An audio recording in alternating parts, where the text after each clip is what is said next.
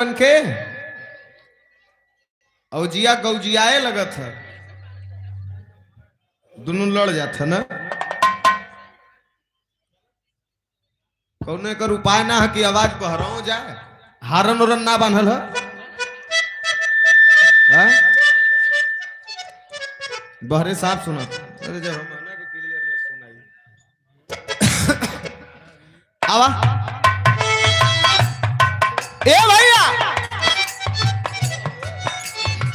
कल तू भी आ गई ना, अब ले ले वेदा। भाई लोग को बैठा देता।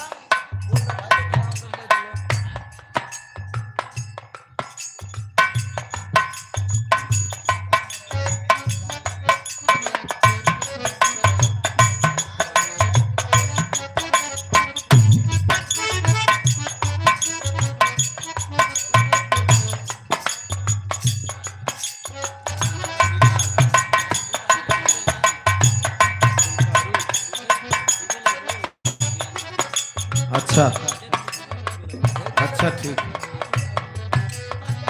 सुंदर पुष्पहार, पुष्प के पंखुड़ियों में गुथा हुआ प्यार दुलार आशीर्वाद, और ये साथ में सुंदर साफा।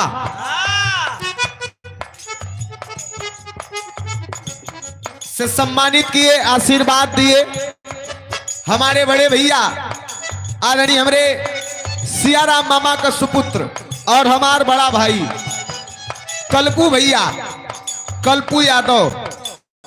101 रुपए का आशीर्वाद हो, बहुत बहुत प्रणाम हो। उपस्थित जनता का प्रणाम बा, आशीर्वाद के इच्छा ता जिंदगी रही। दास कहत ह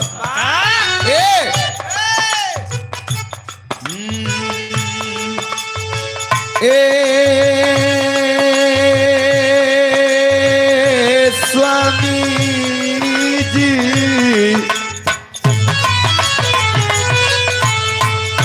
स्वामी जी हो,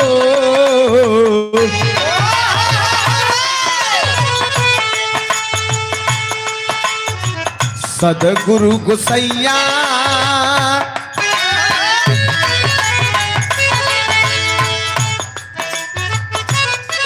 जैसे रहो वैसे कल आया। सदगुरु गोसैया हो गोसैया, हम गवैया नहीं, स्वामी जी गोसैया हो।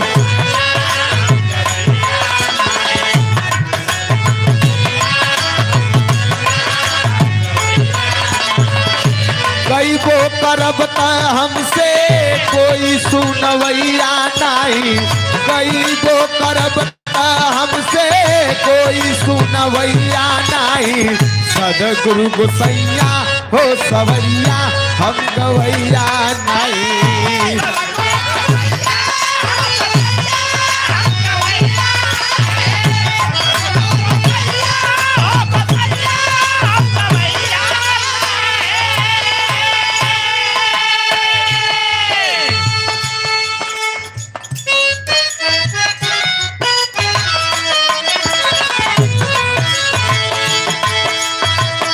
नया हो, अब केहू के शुरुआत हमन करत है, यही में लहावत है जा।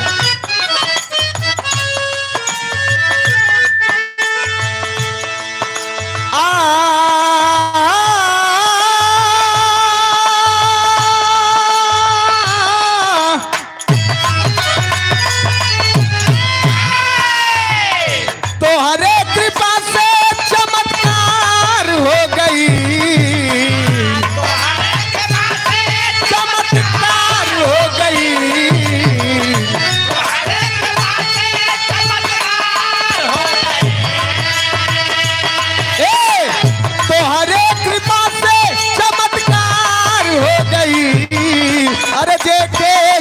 स्वामी कलाकार हो गई, देखे चला स्वामी कलाकार हो गई।